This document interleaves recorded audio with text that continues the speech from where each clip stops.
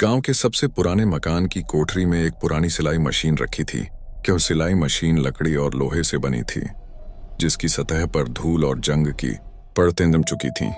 लेकिन इस मशीन में कुछ ऐसा था जो इसे केवल पुरानी मशीन नहीं बल्कि भूतियां बनाता था। गांव वाले कहते थे कि जो भी रात के समय इस मशीन के पास जाता है उसे अजीब घटनाएं और डरावनी आवाजें सुनाई देती हैं।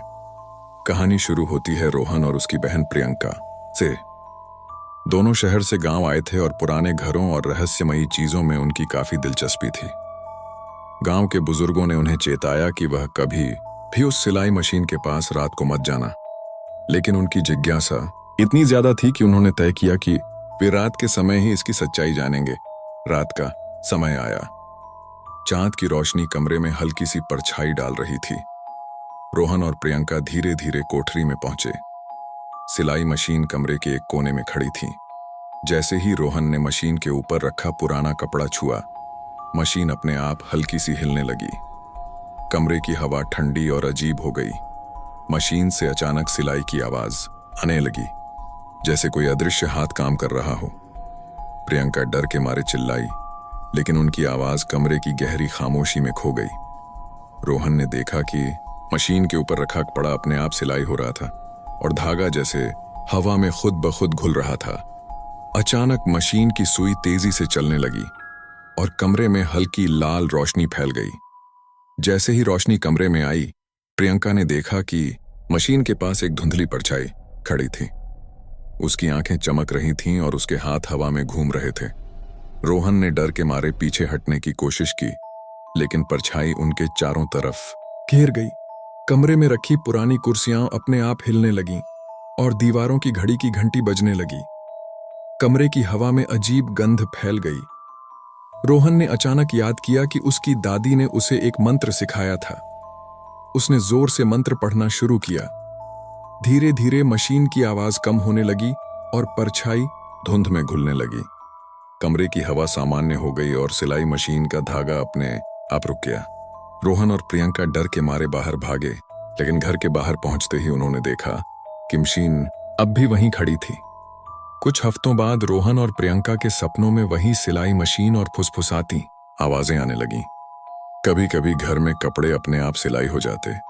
दोनों अब जानते थे कि यह मशीन सिर्फ लोहे और लकड़ी की नहीं बल्कि एक भूतिया आत्मा की रहस्यमयी दुनिया का हिस्सा है। गांव के बच्चे अब भी उस कोठरी के पास नहीं जाते।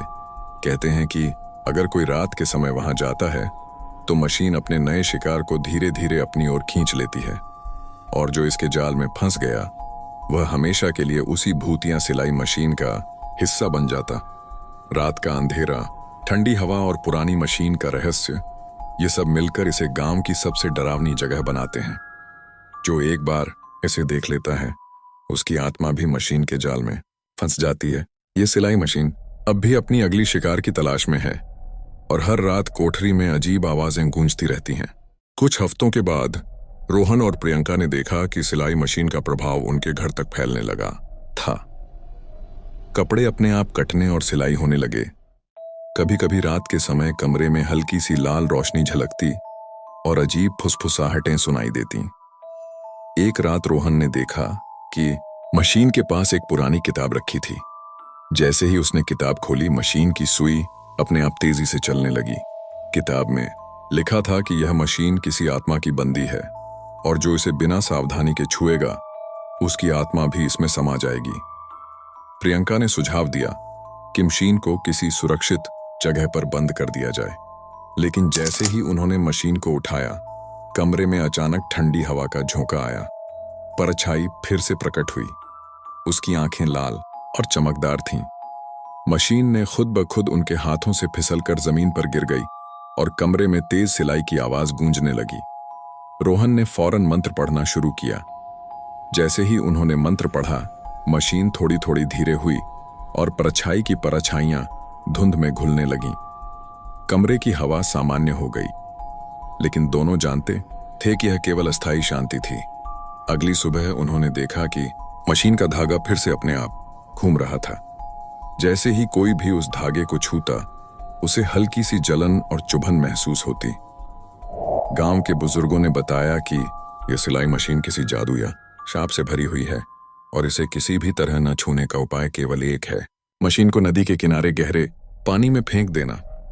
लेकिन जब रोहन और प्रियंका ने मशीन को उठाया, उसने अपने आप हल्की सी हिलने की कोशिश की। जैसे ही उन्होंने उसे बाहर ले जाने की कोशिश की, कमरे की सारी चीजें उड़ने लगीं। किताबें, कपड़े और पुरानी कुर्सियां हवा में तैरने लगीं। फुसफुसाती आवाजें तेज हो गईं। दोनों बहनों ने अपनी जान बचाने के लिए जल्दी जल्दी मंत्र पढ़ना शुरू किया।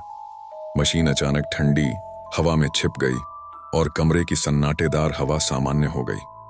उन्होंने तय किया कि अब मशीन को गांव के पुराने कुएं में फेंक दिया जाए। रात के समय रोहन और प्रियंका ने कुएं तक मशीन ले जाकर उसे फेंक दिया। जैसे ही मशीन पानी में गिरी, कुएं से अजीब हिलने और चिंगारी जैसी रोशनी निकलने लगी। गांव के बुजुर्गों ने बताया कि मशीन अब भी कुएं के अंदर एक शापित आत्मा की तरह फंसी हुई है। लेकिन रोहन और प्रियंका अब भी डरते थे कि मशीन कभी भी किसी अन्य रूप में वापसी कर सकती है। गांव के बच्चे कहते हैं कि रात के समय कुएं के पास अजीब आवाजें आती हैं, जैसे कोई मशीन अपने आप चल रही हो। कहते हैं कि ये भूत या सिलाई मशीन अब भी किसी को अपने जाल में फंसाने की प्रतीक्षा कर रही है, और जो भी उसकी चपेट में आता है, उसकी आत्मा हमेशा के लिए उस रहस्यमयी भूतिया मशीन का हिस्सा बन जाती है।